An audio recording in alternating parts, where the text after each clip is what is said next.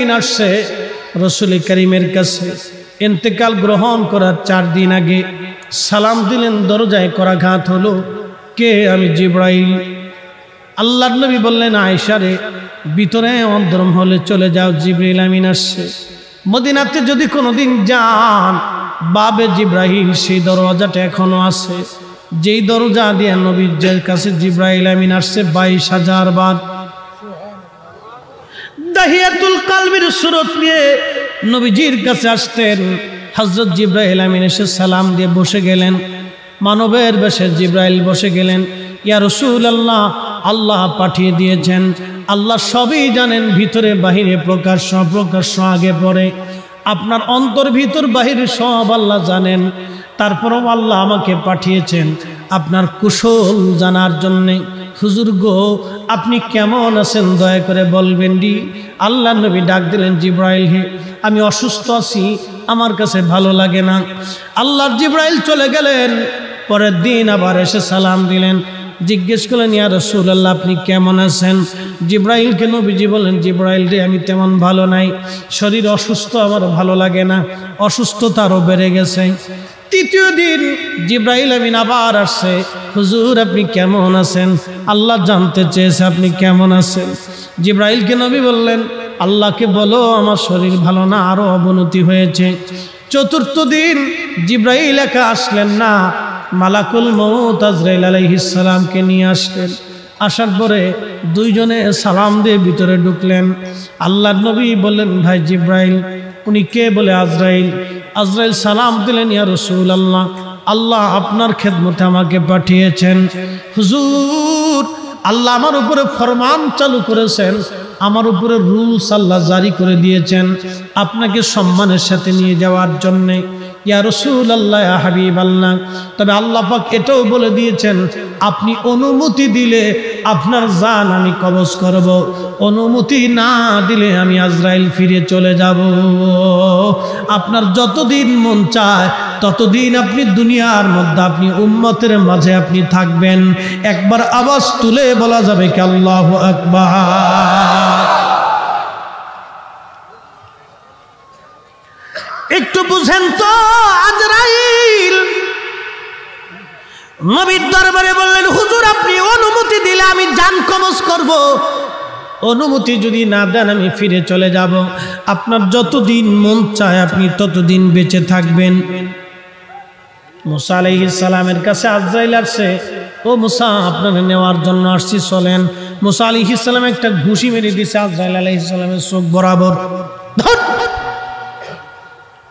আজরাইল, আমার মুসারে যায় কও একটা গরুর উপরে হাত দিতে, গরুর উপরে হাত দিতে বলো। হাত দেওয়ার পরে যতগুলি পশম হাতের নিচে পড়বে তত বছর আমি আল্লাহ তাআলা হায়াত দিব। যাও, যে জিজ্ঞেস করো সে থাকতে চায় না, চলে আসতে চায়। আজরাইল আলাইহিস সালাম গেলেন, ও আল্লাহর পয়গম্বর, আল্লাহ পাঠিয়েছেন আপনার কাছে একটা কথা জানার জন্য। আপনি একটা গরুর উপরে হাত দিবেন, হাত দেওয়ার পরে আপনার হাতের নিচে যত পশম পড়বে তত পশম পরিমাণ হায়াত, তত বছর আল্লাহ আপনার হায়াত দিবে।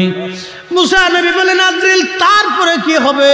বলে তারপরেও আপনার মরণ হবে, মরণ থেকে পালানোর মতো কোনো রাস্তা নাই। মুসা আলাইহিস সালাম বলেন, আজরাইল তাহলে আর দেরি করেন না, নিয়ে চলে যান। বুঝছি থাকা যাবে না, অতএব কিলিকিলি করে লাভ নাই,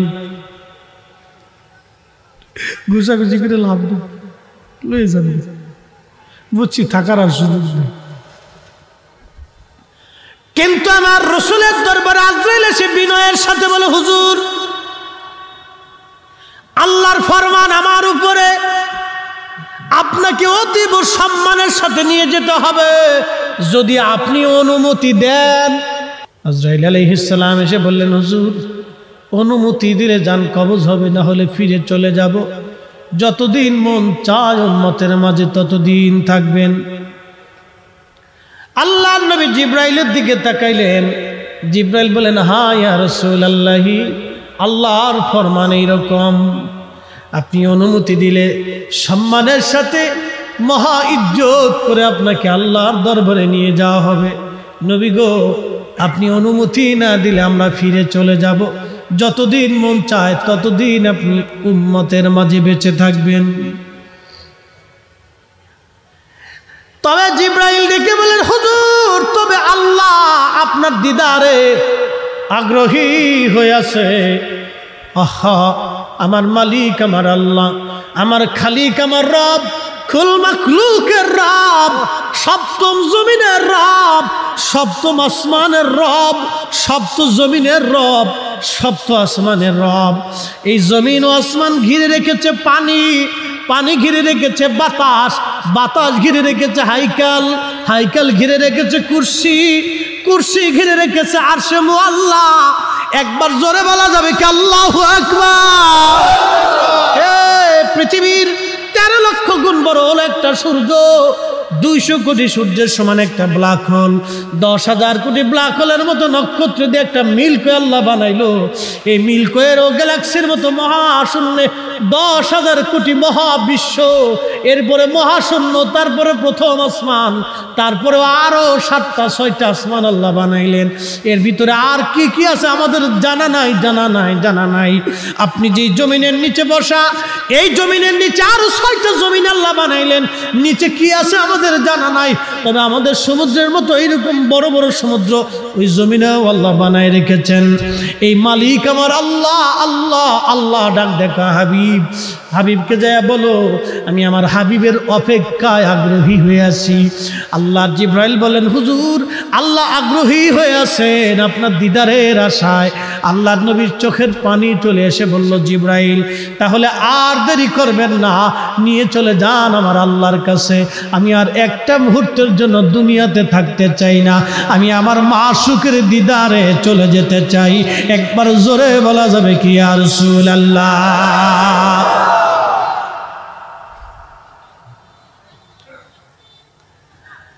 আজরাইল আলাইহিস সালাম আল্লাহর হাবিবের বক্ষ বরাবর হাত রাখলেন। কষ্ট হচ্ছিল নবীজির, ডেকে বলেন, আজরাইল, একটু আসানে কি হয় না?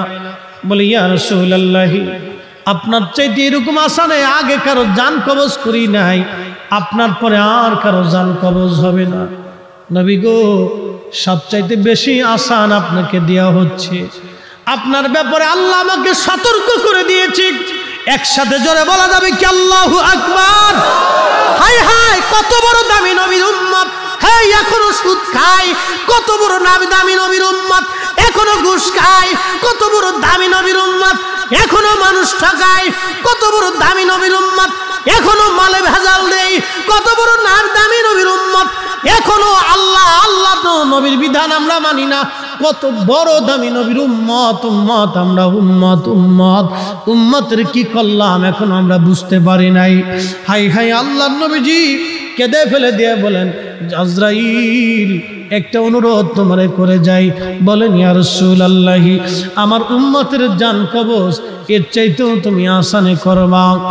আজরাইল ডাক দিয়ে বললেন, হুজুর, আপনার উম্মতের ভিতরে যারা নেককার, তারা মায়ের কোলের মধ্যে যেইভাবে ঘুমায়, একটা সন্তান ঘুমায় পরে মার কোলের মধ্যে ছেলেটা বুঝে না, ওইভাবে আমি জান কবজ করে নিয়ে আসবো, সে বুঝবে না।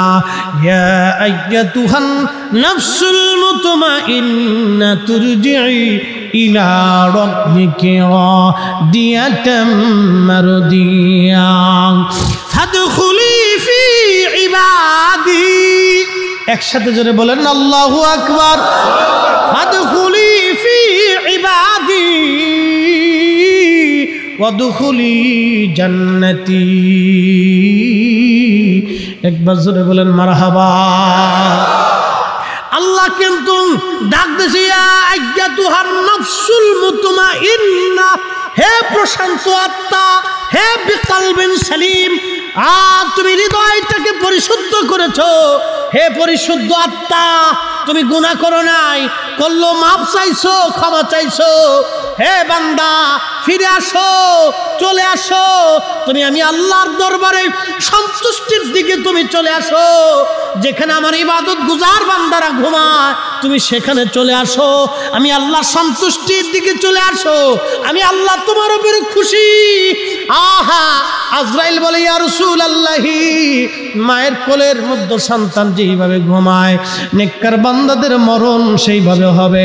আল্লাহর ওলি যারা ইন্তেকাল করার পরে 40 দিন পর্যন্ত আল্লাহর আকাশের ফেরেশতারা আর পৃথিবীবাসী ওই গাছ, তরুলতা, পাতা, মাছ কাটতে থাকে, আর নদীর মাছ তার জন্য দোয়া করতে থাকে। একবার জোরে বলা যাবে কি সুবহানাল্লাহ? আদম নবী যেই দিন মারা গিয়েছিল, 40 দিন পর্যন্ত আকাশে সূর্যগ্রহণ লেগেছিল। আদম আলাইহিস সালামের ইন্তেকালের পরে আকাশ, বাতাস, তরুলতা, পাতা, গাছ, তরুলতা, ফেরেশতারা কেঁদেছিল। আদম আলাইহিস সালামের ইন্তেকালের করার পরে, আল্লাহ নবীর ইন্তেকালের পরে সব সৃষ্টিগুলি কেঁদেছিল। আপনারা জানেন না, নবী যেই দিন মায়ের গর্ভে তশরিফ এনেছিল, সেদিন মাছ, সমুদ্রের গভীরের মাছগুলি সমুদ্রের কাছের মাছের কাছে আসছে, বড় মাছগুলি ছোট মাছের কাছে এসে শুনছো, আখিরি নবী রাহমাতুল লিল আলামিন মায়ের গর্ভে তশরিফ এনেছে। একবার জোরে বলা যাবে কি আল্লাহু আকবার? প্রিয় মুহতারাম উপস্থিতি, রবির বাজারের মুসলমান, মাইকের আওয়াজ যত দূরে যায় শুনে যান বাবার কথাগুলি। আল্লাহ বলেন, ফাযকুরুনি, আমাকে তুমি স্মরণ করো। কিভাবে করবে?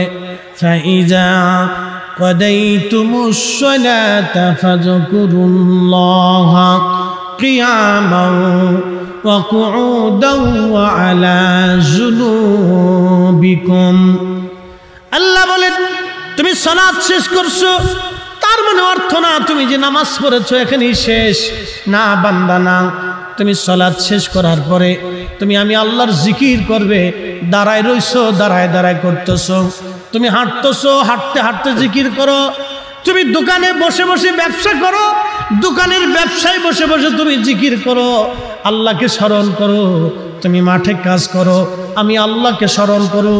তুমি যেখানেই থাকো না কেন, আমি আল্লাহকে স্মরণ করো। দাঁড়ায় রইছো, দাঁড়ায় দাঁড়ায় করো। বসে রইছো, বসে বসে করো। শুয়ে রইছো, শুয়ে শুয়ে করো। আল্লাহ 3 হালতেই আপনাকে আল্লাহর ইয়াদ করার কথা বলেছেন। আমার হযরত পীর কেবলাদার হুজুর একটা কথা বলতেন, বাবা, চির সুখী যদি হতে চাও, চিরদিন যদি সুখের মধ্যে থাকতে চাও, তাহলে দুনিয়ার জগতে অধিক পরিমাণে তুমি কেঁদে যাও, দুনিয়াতে অধিক পরিমাণে কেঁদে যাও। যদি চির সুখী হতে চাও, চোখের পানি ছাড়া আল্লাহর ক্ষমার আশা করা যায় না। কথা বলেন ঠিক কিনা? আল্লাহ রাব্বুল আলামিন বলেন, ফাযকুরুনি আযকুরুকুম, তুমি আমাকে স্মরণ করলে আমি আল্লাহ তোমাকে স্মরণ করব। অশকুরুলি ওয়ালা তাকফুরুন।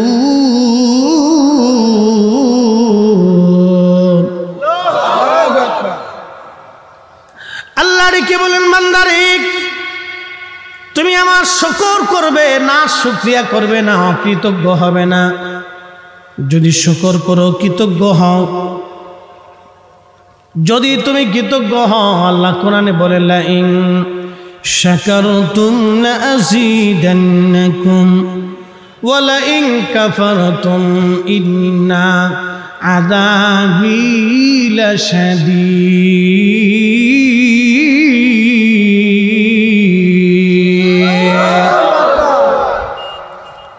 আল্লাহ বলেন, যদি তুমি কৃতজ্ঞ হও, তোমার নিয়ামত আমি বাড়ায় দিব। আপনাদের বাড়িতে কুকুর আছে, কুকুর, এই কুকুরকে আপনি খাবার দেন 2 বেলা, মাসের কোনো বেতন টেতন আছে কি? কুত্তার মাসের কোনো বেতন নাই, আপনি খাবার দিলেন 2 বেলা। আপনার বাড়িতে একটা বিড়াল আছে, বিড়াল, মাসের কোনো বেতন নাই, খাবার দিলেন 2 বেলা। এই বিড়ালটা শুধু আপনার ঘরের মধ্যেই থাকে না, এই বিড়ালটা আপনার ইঁদুর মারে, আপনার তেলাপোকা মেরে দেয়, আপনার বাড়ি পাহারা দেয়। ইঁদুর যাতে এসে আপনার ক্ষতি করতে না পারে, এই বিড়ালটা আপনাকে পাহারা দেয় ইঁদুর থেকে। একটা কুকুর আপনি 2 বেলা খাবার দিলেন, মাসের কোনো বেতন নাই, বিছানাও জাজিম না, বালিশ টালিশ কাঁথা কম্বল কিছুই দেন নাই। এই কুকুরটা আপনার বাড়ির সামনে আপনাকে পাহারা দিতে থাকে। ঠান্ডার ভিতরে উঠানের মধ্যে ঘুমায় কুকুর, একটা গাছের পাতা পড়লেও কুকুরের সজাগ এসে যায়। এই কুকুর আপনাকে পাহারা দিতে থাকে। খাবার দিলেন 2 বেলা, কুকুর পাহারা দিল আপনাকে 24 ঘন্টা। ও মুসলমান, কুত্তা থেকে আল্লাহর শুকর বুঝে যান আপনি কিভাবে আল্লাহর কৃতজ্ঞ বান্দা আমাদের হওয়ার দরকার। রবির বাজারের মুসলমান বন্ধুগণ, মাইকের আওয়াজ যত দূর যায় বুঝে যান বাবা মুসলমান, এই কুকুর আপনি খাবার দিলেন 2 বেলা, কিন্তু পাহারা দিল আপনাকে 24 ঘন্টা। সারা রাত্র ঘুমাইছেন, কুকুর আপনার ঘরের দরজার সামনে পাহারা দিতে লাগলো। আহা, আপনি তারে বেতন দেন নাই, জাজিম দেন নাই, বিছানা দেন নাই, কাঁথা কম্বল কিছুই দেন নাই, এই কুকুর আপনার বাড়ির সামনে পাহারা দিতে লাগলো। রবির বাজারের মুসলমান, আল্লাহ রব্বে কারীম আপনার জন্য কত রিজিকের ব্যবস্থা করেছেন। যদি বাংলাদেশে একাধারে 3 বছর বৃষ্টি না হয়, পদ্মা নদীর পানিগুলি শুকায় যাবে। ভারতে যদি বৃষ্টি না হয়, বাংলাদেশে যদি একটানা 3 বছর বৃষ্টি না হয়, তাহলে ভারত থেকে কোনো পানি বাংলাদেশে আসবে না, পানি বন্ধ হয়ে যাবে। পদ্মা, যমুনা, মেঘনা, সুরমা সব নদীগুলি শুকায় যাবে, চৌচির হয়ে মাটির সাথে মিশে যাবে। বাংলাদেশের পানির লেয়ার একবারে নিচে চলে যাবে, গাছপালাগুলি শুকায় যাবে, মরুভূমির মতো খরা পড়ে যাবে, বাংলাদেশে দুর্ভিক্ষ লেগে যাবে। আহা, কি অবস্থা হবে জানেন না আপনি? মানুষ খাবে, ক্ষুধায় কান্নার রোল পড়ে যাবে, অভাবের তাড়নায় সন্তান মাকে বলে যাবে, মা সন্তান বলে যাবে। শুধু আল্লাহর কিছুই করা লাগে নাই, মাত্র একাধারে 3 বছর আল্লাহ বৃষ্টি বন্ধ করে দিবে। আপনি হয়তো ভাবতে পারেন হুজুর বাংলাদেশে বৃষ্টি বন্ধ হবে না। না না না, নবীর জমানাতেও সাহাবীদের জমানাতেও বৃষ্টি বন্ধ ছিল। আল্লাহর নবীর জমানায়, হযরত ওমরের জমানাতে একাধারে বৃষ্টি বন্ধ ছিল। মদিনাতে দুর্ভিক্ষ লেগে গেল, বৃষ্টিপাত নাই, বৃষ্টির অভাবে সারা মদিনায় দুর্ভিক্ষ লেগে গেল। দুর্ভিক্ষ লাগার কারণে মুসলমানদের কষ্ট হয়। সাহাবীরা এসে বলেন, ইয়া আমিরুল মুমিনিন, মদিনাতে বৃষ্টি নাই, বৃষ্টির অভাবে আমাদের করুণ পরিণতি হয়েছে। ঘাস তরুলতা পাতা মরে গেছে, আমাদের উর্দুম্বাগুলি শুকায় গেছে, তাদের থেকে দুধও আশা করা যায় না, খেজুর গাছগুলি শুকায় গেছে। এখন আমরা কি করব? হযরত ওমর রাদিয়াল্লাহু আনহু হাত বাড়াইলেন আল্লাহর দরবারে। সহিহ বুখারীতে হাদিস এসেছে, হযরত ওমর দোয়া করেন, হে রব, এতদিন তোমার নবীর উসিলা করে দোয়া করতাম, আল্লাহ তুমি দোয়া কবুল করতে। ওয়া ইন্না কুন্না নাতাআসসালু বিআম্মিন নাবিয়্যিনা, আল্লাহ এখন তোমার নবীর চাচা হযরত আব্বাস রাদিয়াল্লাহু আনহুর উসিলা ধরলাম, তুমি আকাশ থেকে বৃষ্টি দাও। হাদিস বর্ণনাকারী রাবী হযরত খাদিমুর রাসূল হযরত আনাস রাদিয়াল্লাহু আনহু ফরমান, আমি দেখলাম ফায়াসকুন, আল্লাহর আকাশ থেকে অঝোর ধারায় বৃষ্টি নাজিল হয়ে সারা মদিনায় পানিতে ভরে গেল। একবার জোরে বলা যাবে কি আল্লাহু আকবার? তাহলে বলেন, ইসলামে উসিলা আছে না নাই? জোরে বলেন, আছে না নাই? এটা আমাদের শিক্ষা না, স্বয়ং খলিফাতুল মুসলিমিন ওমরের দীক্ষা। এখন যদি বলেন ওমর কে, তাহলে আমি লুঙ্গির কাপড় আপনার উষা করে টর্চ লাইট মেরে দেখবো আপনি কে। কথা বুঝেন নাই? যদি বলেন ওমর কে, ওমর চিনি না, তাহলে আমি লুঙ্গির কাপড় উষা করে টর্চ লাইট মেরে দেখবো আপনি কে, অরিজিনাল না ডুপ্লিকেট, মুসলমানি দিছে কিনা এটা দেখার দরকার। এই কথা কর না কেন? আমারও তো দেখার দরকার যে আপনার মুসলমানি দিছে কিনা, না ভেজাল আছে, দেখতে দেখতে। হে নবীর উম্মত, হযরত ওমর রাদিয়াল্লাহু তাআলা আনহু উসিলা ধরলেন। সেই দিন আল্লাহর আকাশ থেকে বৃষ্টি নাজিল হলো। এখন প্রশ্ন করবেন, উসিলা ধরলাম ওমর কে? হাই হাই, হযরত ওমর তো সে ওমর যে ওমর রাস্তা দিয়ে হেঁটে গেলে 40 দিন পর্যন্ত শয়তান ওই রাস্তা দিয়ে যাইতো না ভয়ে। যদি ওমর একবার ধরে ফেলে তাহলে পিটাইতে পিটাইতে পিঠের চামড়াগুলি উঠায় ফেলবে। মুসলমান, রবির বাজারের মুসলমান, এর নাম উসিলা। আমার দেশে একদল আছে বুকে হাত বেঁধে নামাজ পড়ে, আল্লাহ ডেকে বললেন, বান্দা সময় শেষ, এক মুহূর্ত আগেও হবে না পরেও হবে না, তোমার জান কবজ করে নিয়ে যাওয়া হবে। ওয়ালাই আখিরাল্লাহু নাফসান ইযা জাআ আজালুহা। আল্লাহ বললেন, বান্দারে সময় শেষ, এক সেকেন্ড আগেও হবে না পরেও হবে না। আজরাইল বললেন, হুজুর আপনার সাথে কথা বলার সময় আমার নাই, আপনার হায়াত শেষ হয়ে গেছে, এখনই জান কবজ করা হবে। ফেরেশতার কাঁধের উপরে পাখার মাঝখানে ইদ্রিস আলাইহিস সালাম বসেছিলেন। ওই অবস্থায় আমার আল্লাহর জিবরাইল আজরাইল তার জান কবজ করলেন। আল্লাহ কোরআনে বলেন, কুল, হুজুর আপনি বলে দেন, ইন্নাল মাউতাল্লাযী তাফিরুনা মিনহু, আমার বান্দারা আসমান জগৎ জমিন জগৎ যেখানেই লুকাক না কেন, ও আমার হাবিব উম্মতকে বলে দেন, যেখানেই পালাক না কেন, ফাইন্নাহু মুলাকিকুম, আজরাইল মোলাকাত করবে, মরণ তার সাথে সাক্ষাৎ করবে। সুম্মা তুরাদ্দুনা ইলা আলিমিল গায়বি ওয়াশ শাহাদা, এরপরে সে এমন একজন মালিকের কাছে ফিরে চলে যাবে, ওই আল্লাহর কাছে ফিরে চলে যাবে যে আমার আল্লাহ তার প্রকাশ্য অপ্রকাশ্য সব জানে, সব জানে, সব জানে। আমার মালিক আল্লাহর দরবারে হাজিরা দিতে হবে। ও মানুষ, কি নিয়ে যাব আমি আর আপনি?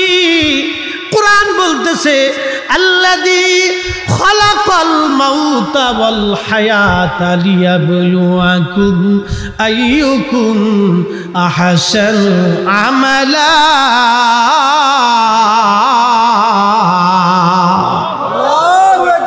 আল্লাহ বলেন, বান্দা তোমার হায়াত সৃষ্টি করেছি, মরণ সৃষ্টি করেছি, হায়াত সৃষ্টি করেছি, মরণ সৃষ্টি করেছি। তোমার হায়াতের গন্ডি শেষ হয়ে যাবে রে বান্দা। আমি আল্লাহ যখন ডাক দিব, থাকার আর সুযোগ তোমার নাই। কিন্তু কেন তোমার দুনিয়ার মধ্যে পাঠাইলাম? ও আমার বান্দা তুমি শোনো, আইয়ুকুম আহসানু আমালা, কে ভালো আমল করো আমি আল্লাহ সেটা দেখব। আপনি আটটুসির হুজুরের মুরিদ হন, নামাজ না পড়লে কিন্তু কোনো সার হবে না। কথা কন না কেন, ঠিক কিনা? আপনি যদি তাবলীগ জামাতের আমির সাহেব হন, ওই মানুষের হক মেরে দিয়া ৩৬,০০০ বছর তাবলীগ করলে বাবা কাজ হবে না। এ কথা কন না কেন, ঠিক কিনা? আপনি সব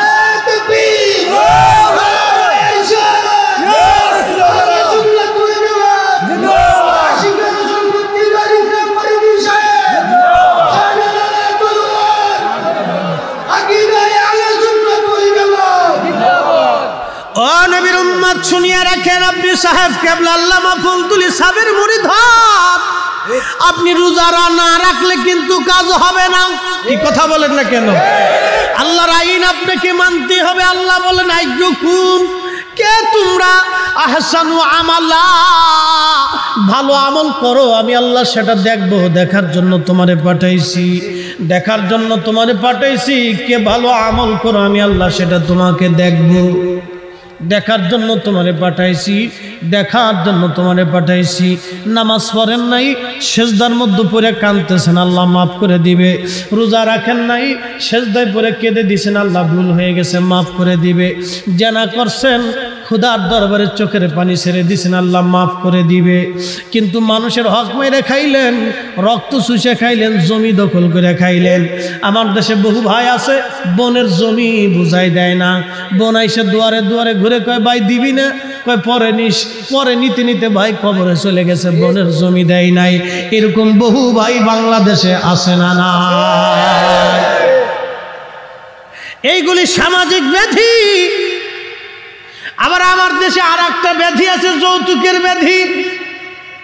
এ যুবক, আপনাদেরকে বলি, যারা যৌতুক নেয় ওরা হলো খয়রাতি, ছোট লোকের বাচ্চা। কি কথা কন না কেন? করে বলেন ঠিক কিনা? যেই ছেলে যৌতুক চাবে ওর জুতা দিয়ে পিটাইয়া যৌতুক দিয়ে দিবে। এই কথা কন, জোরে বলে।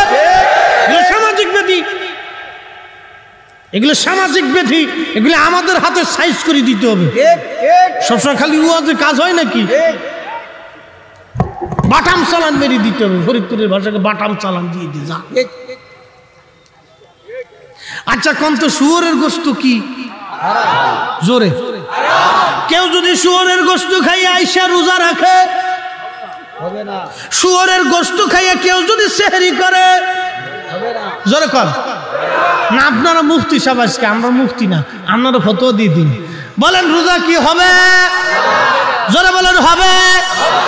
আরে শুয়োরের গোশত খাওয়া যে এরকম হারাম, যৌতুকের টাকা দিয়ে গরুর গোশত, খাসির গোশত কিনে খাওয়া ওই রকমই হারাম। ও মুসলমান, আসেন আপনাকে কি করে বুঝাবো। পৃথিবীর বহু রাজা বাদশারা কবরে চলে গেল। রোম সাম্রাজ্য বলেন, পার্সিয়ান সাম্রাজ্য বলেন, এরপরে উমাইয়া সাম্রাজ্য বলেন, আব্বাসীয় সাম্রাজ্য বলেন, চাইনিজ সাম্রাজ্য বলেন, হালাকুর মঙ্গোলিয়ান সাম্রাজ্য বলেন, এরপরে আপনার কি বলেন সেলজুক সাম্রাজ্য বলেন, ফাতিমীয় সাম্রাজ্য বলেন, উসমানীয় সাম্রাজ্য বলেন, মোগল সাম্রাজ্য বলেন, খাওয়ারিজম সাম্রাজ্য বলেন, সালতানাত বলেন। পৃথিবীর বড় বড় সাম্রাজ্যের অধিপতি যারা ছিলেন, লক্ষ লক্ষ সৈন্যরা তাদেরকে পাহারা দিত। আজকে তাদের বড় বড় প্রাসাদ বিল্ডিংগুলি পড়ে আছে, চামচিকে আর ইঁদুর পোকামাকড় বসবাস করে। কিন্তু আজকে সৈন্য নাই, রাজা বাচ্চারাও নাই, তাদের কবর আছে, কিন্তু কবরের পাশে কেউ আজ দাঁড়ায় না। তাদের নাম শুনলে আর কেউ থর থর করে ভয়ে আজ কাঁপে না। তারা আজকে আল্লাহর দরবারে চলে গেছে, আল্লাহর বিচারের আওতাধীনের মধ্যে চলে গেছে। আর সুযোগ পাওয়ার কায়দা নাই। আল্লাহ বলেন ইন্না বাতশা রব্বিকা লাশাদীদ, আমি আল্লাহর ধরা বড় শক্ত ধরা। আমি মালিক যেই দিন ধরবো সেদিন আর তোমাকে ছাড়া হবে না। এ রবির বাজার কুলাউড়ার মুসলমানের, আরে মাইকের আওয়াজ যত দূর পর্যন্ত যায়, আল্লাহর ওলিরা এমন একটা সাম্রাজ্য নিয়ে ঘুমিয়ে গেছেন। আজকে মুজাদ্দিদ আল ফেসানি নাই, কিন্তু তার সিলসিলা এখনো আছে। আজকে খাজা মাইনুদ্দিন চিশতি আজমেরি সেঞ্জুরি নাই, কিন্তু তার তরিকা এখনো আছে। হুজুর গাউসে পাক মহিউদ্দিন আব্দুল কাদের জিলানী আজকে নাই, কিন্তু তরিকা আজও আছে। হুজুর খাজা বাহাউদ্দিন নকশবন্দ বুখারী আজকে নাই, কিন্তু তরিকা এখনো আছে। ইমাম আজম আবু হানিফা আজকে দুনিয়াতে নাই, কিন্তু তার মাযহাব এখনো আছে। ইমাম শাফিঈ দুনিয়াতে নাই, কিন্তু তার মাযহাব এখনো আছে। ইমাম মালিক দুনিয়াতে নাই, কিন্তু মাযহাব এখনো আছে। ইমাম আহমদ ইবনে হাম্বল আজ দুনিয়াতে নাই, কিন্তু তার সিলসিলা এখনো আছে। আল্লাহর ওলিরা এমন এক রাজত্ব নিয়ে কবরের মধ্যে চলে যায়। আল্লাহ পাক কোরআনে বলতেছেন ইন্নাল্লাযীনা আমানু ওয়া আমিলুস সালিহাতি উলাইকা হুম খায়রুল বারিয়া। ইমানে আমলে যারা পাকা হয়ে কবরে চলে যায়, আল্লাহ পাক বলতেছেন তারা জগতের মধ্যে সেরা। আজকে সাহেব কেবলা ফুল তুলি নাই, কিন্তু লক্ষ লক্ষ কোটি কোটি অনুসারীরা সাহেব কেবলার জন্য চোখের পানি ফেলে কাঁদে। কথা বলেন ঠিক না বেঠে? আজকে হযরত শাহ সুফি ফতে আলী রসুলের নামা নাই, শাহ সুফি ওয়াজিদ আলী রহমাতুল্লাহ আলাইহি আজকে নাই, খাজা বাবা ফরিদপুরি কাদ্দাসাল্লাহু সিররাহুল আজিজ আজকে দুনিয়াতে নাই, কিন্তু কোটি কোটি মুরিদ সন্তান এখনো চোখের পানি ফেলে কাঁদে। ও মুসলমান, উলাইকা হুম খায়রুল বারিয়া। আল্লাহ বলেন তারা মাটির উপরেও সেরা, মাটির নিচেও তারা সেরা। স্বর্ণের টুকরা মাটির উপরেও স্বর্ণ, মাটির নিচেও স্বর্ণ। হীরার টুকরা মাটির উপরেও হেরা, মাটির নিচেও হেরা। আল্লাহর ওলিরা মাটির উপরেও আল্লাহর ওলি, মাটির নিচেও তারা আল্লাহর ওলি। তাদের জিয়ারত ওরা যত শিরকের বেদাতের মাসালা দিক না কেন, ফতোয়া দিক না কেন, আল্লাহর ওলিদের জিয়ারত জমিনে কোনোদিন বন্ধ হবে না, হবে না।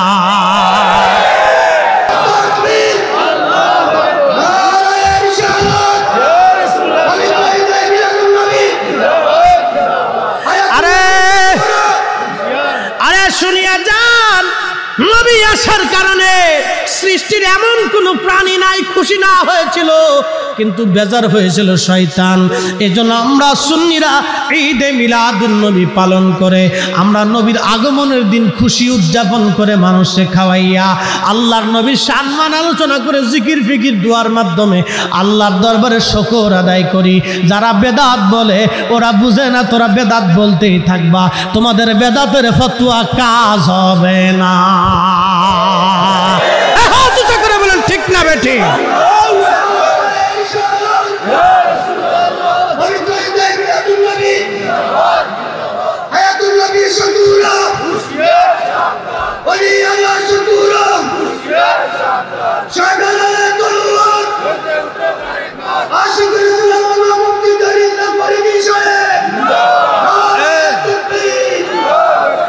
আল্লাহু আকবার ওয়ালিল্লাহিল হামদু বিসমিল্লাহির রাহমানির রাহিম।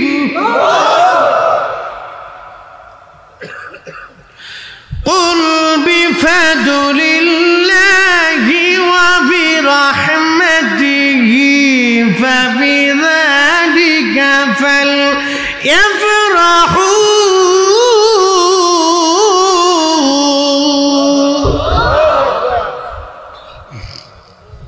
এখন আপনি মানলেও মানতে পারেন, না মানলেও মানতে পারেন। কোরআনের বহু আয়াত তো আপনি নিজেও মানেন না।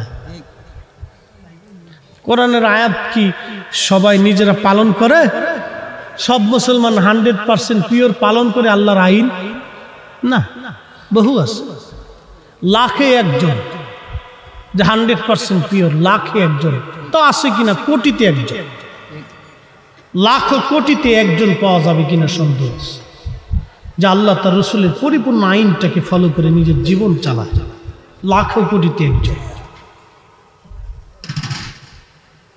হে মুসলমান, আল্লাহ নবী ডেকে বলেন, আজরাইল আমার উম্মতের কষ্ট যাতে না হয়। আজরাইল ডাক দে বলেন, ইয়া নবী আল্লাহ, তবে বদকার যারা, নাফরমান যারা, ওয়াশকুরুলি ওয়ালা তাকফুরুন, যারা নাফরমান, আহা যারা নাফরমান তাদের ইন্তেকালটা হবে বড় ভয়াবহ। একটা উটকে জীবন্ত অবস্থায় চামড়া সিলাইলে, ওই উট পুরাটা চামড়া সিলাইয়া আলাদা করে ফেললে জীবন্ত অবস্থায় একটা উটের যেরকম কষ্ট হয়, ওই উটটার 100 বার চামড়া হবে, 100 বার চামড়া সিলানো হবে। 100 বার জীবন্ত উটকে চামড়া সিলাইলে যে পরিমাণে কষ্ট হয়, একজন বদকার নাফরমান অকৃতজ্ঞ বান্দার ওই রকম মরণের সময় কষ্ট হতে থাকে। এই জন্য অনেকের দেখবেন প্রস্রাবের রাস্তা দিয়ে পেশাব বের হয়ে যায়, বাথরুম বের হয়ে আসে, জিহ্বা বের হয়ে আসে, নাক মুখ দিয়ে রক্ত বের হয়ে আসে। সে চিৎকার করতে থাকতে এবং গড়াগড়ি করতে থাকে, মৃত্যু বড় ভয়াবহ হতে থাকে। কিন্তু ইমানদার কালেমা পড়তে পড়তে মারা যায়, জিকির করতে করতে মারা যায়। কি কথা বলেন ঠিক কিনা? ও বন্ধু, অবশ্যই মৃত্যুর কোলে ফিরে চলে যেতে হবে আল্লাহর দরবারে, এখান থেকে কোনো নিস্তার হবে না। আমার পীর মুর্শিদ বলতেন, বাবা যদি চির সুখী হতে চাও দুনিয়ার থেকে অধিক পরিমাণে কেঁদে যাও, যদি চির সুখী হতে চাও দুনিয়াতে অধিক পরিমাণে কেঁদে যাও, দুনিয়াতে অধিক পরিমাণে কেঁদে যাও, কেঁদে যাও, কেঁদে যাও, কেঁদে যাও। অর্থাৎ অধিক পরিমাণে রোদন আর ক্রন্দন আল্লাহর দরবারে এটা বড় পছন্দ। আল্লাহ শুকরগুজারি বান্দাকে পছন্দ করে, আল্লাহ কৃতজ্ঞ বান্দাকে পছন্দ করে। বলছিলাম একটা কুকুর 24 ঘন্টা আপনার বাড়ি পাহারা দেয়, মাত্র 2 বেলা খাবারের বিনিময়ে আল্লাহ আসমান থেকে পানি দিল, জমিনে শস্য দিল, হরেক রকমের ফল ফ্রুট আল্লাহ দিল, আল্লাহ কত মাছ, ধরনের মাছ আল্লাহ দিল, কত কোয়ালিটির খাবার আল্লাহ আপনাকে খাওয়াইলো। তারপরও আপনি আল্লাহর দেওয়া 2 ঘন্টা ডিউটি পালন করেন নাই। বলবেন মুফতি জহিরুল ইসলাম ফরিদি হুজুর 2 ঘন্টা ডিউটি কি? 1 ঘন্টার ডিউটি আমি আপনাদেরকে বলে দিয়ে যাই। একটা ডিউটি হলো জোহরের নামাজ মাত্র 20 মিনিট, আসরের নামাজ 10 মিনিট, মাগরিবের নামাজ 20 মিনিট, এশার নামাজ 20 মিনিট, ফজরের নামাজ 20 মিনিট, সর্বমোট আমি 1.5 থেকে 2 ঘন্টা ধরলাম। এই সময়টা আপনি আল্লাহকে দিলেন না।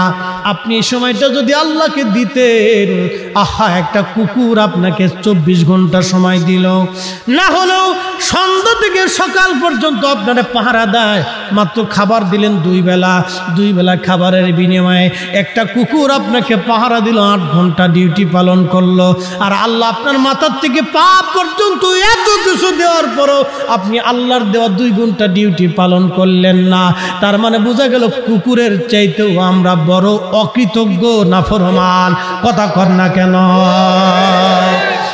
যুবক, আজকে থেকে নিয়ত করে যাবা, আল্লাহর আমি নামাজ ছাড়বো না, অকৃতজ্ঞ হব না।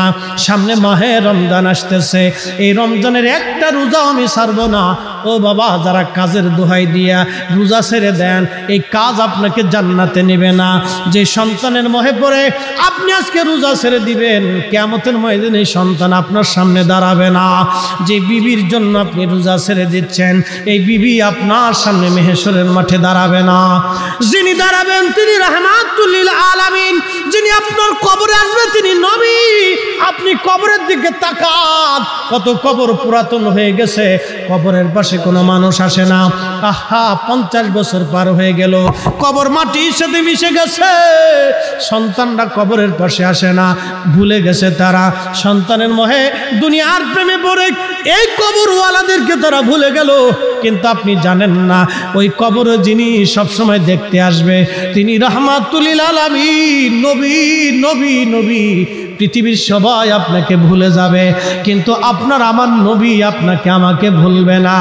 যদি নবী আপনি আমাকে না ভুলে, গোলামি করলে এই নবীর গোলামি করে যেতে হবে, দল করলে নবীর দল করতে হবে, জীবন দিলে নবীর জন্য জীবন দিতে হবে। এই কথা বলেন ঠিক না বেঠিক? হাত উঁচা করে বলেন ঠিক না বেঠিক? জীবন দিলে নবীর জন্য জীবন দিতে হবে মুসলমান। পক্ষ নিলে নবীর পক্ষ নিতে হবে, শান গাইলে নবীর শান পক্ষে নিতে হবে, নবীর ইজ্জতের পক্ষে থাকতে হবে, নবীর দলে থাকতে হবে। এই জন্য সাহাবীরা দুনিয়াকে লাথি মারতেন, নবীকে খুশি করতেন। আমরা দুনিয়াকে খুশি করি, নবীকে বেজার করি। সাহাবীদের মানহাজ দুনিয়াকে বেজার করতেন, আল্লাহর নবীকে খুশি করতেন। আমার পীর মুর্শিদের জীবনীতে আসছে, অনেকেই বলবেন হুজুর মনে কোটি কোটি টাকার মালিক না, আপনাদের দেওয়া টাকা পয়সা হুজুর খাইতেন না, আপনাদের দেওয়া চাল ডাল হুজুর খাইতেন না। হুজুরের একটা জমিন ছিল, এই জমিনের ধান চাষ করে হুজুর ভাত খাইতেন। একটা গাভী ছিল, গাভীর দুধ দহন করে হুজুর দুধ খাইতেন। আপনাদের দেওয়া গাভীর দুধ হুজুর খাইতেন না, আপনাদের দেওয়া চাল হুজুর খাইতেন না।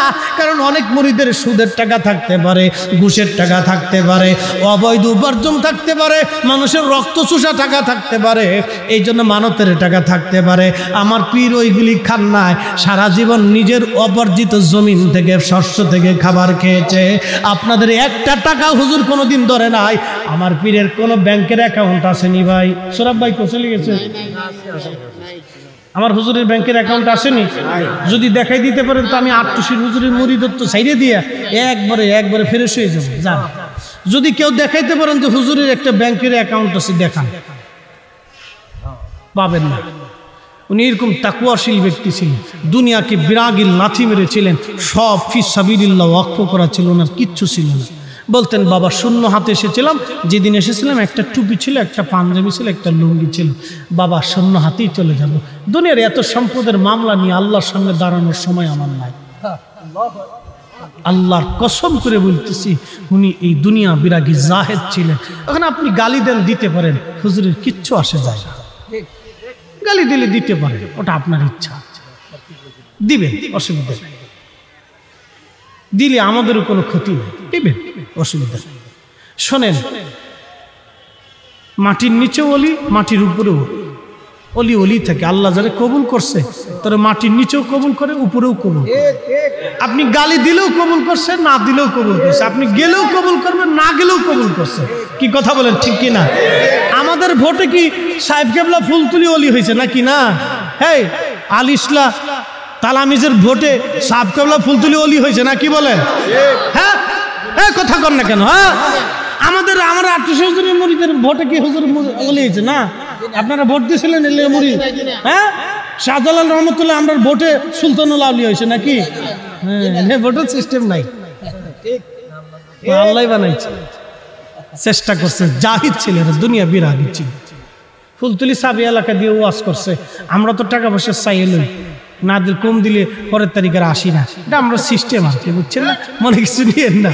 কিন্তু সাফ কাবলা যা সারা জীবন যত ওয়াজ করছে টাকা পয়সা দেওয়ার পরে খুব গুনে গেতে নিছে না, কথা কন না কে? গুনে টুনে নিছে না যে পরের তারিখ কম দিস তোর আর আইতাম না।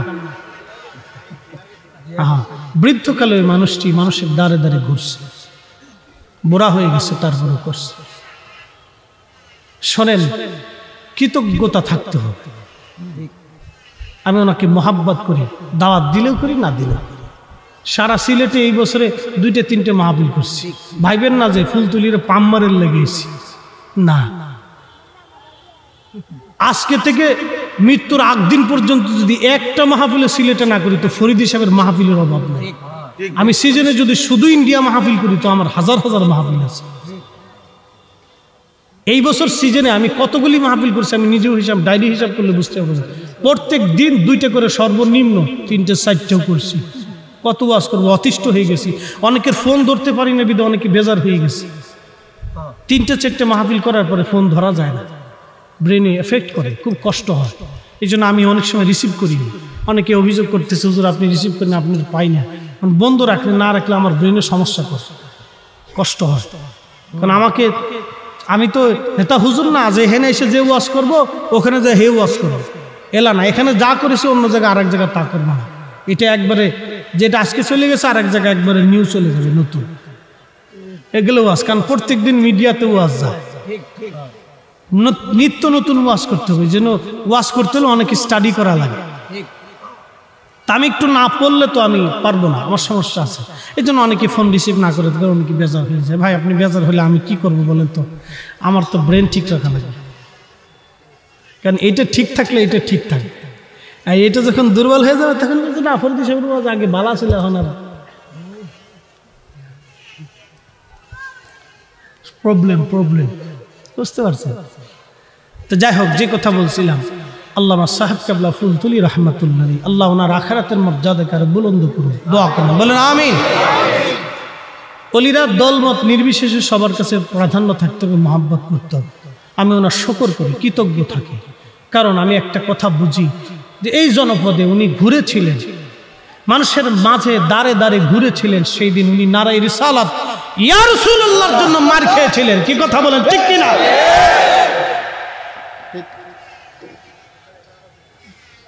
আর আমি তো মনে করি সাহেব কেবলা ফুলতুলি একজন যদি উত্তরবঙ্গে থাকতো তাহলে উত্তরবঙ্গের কোটি কোটি মানুষ সুন্নিয়তের ছায়ার নিচে থাকতো।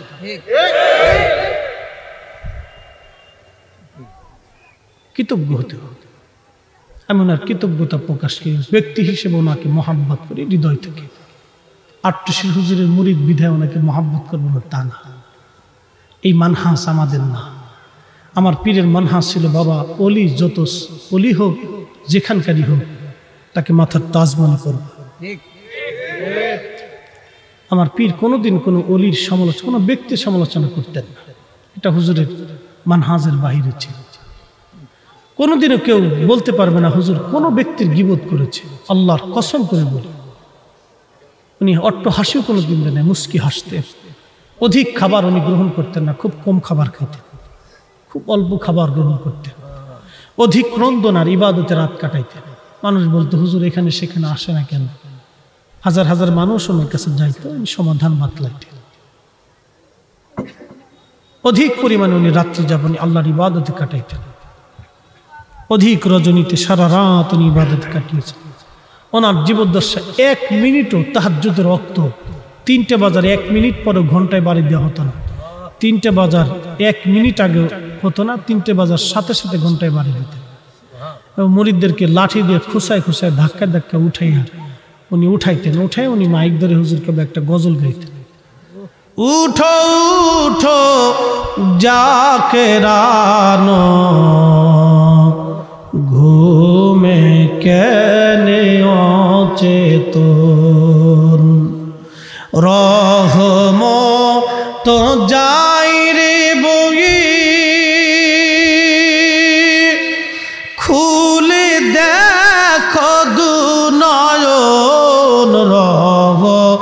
মত যাই রে বই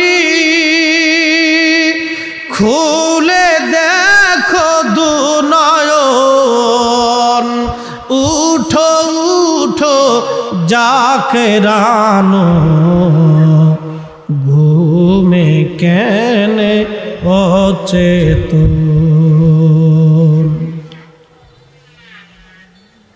অতএব আমরা যে পীরের মুরিদ হয় না কেন দুইটা জিনিস নিতে হবে, ঈমান ও আমল।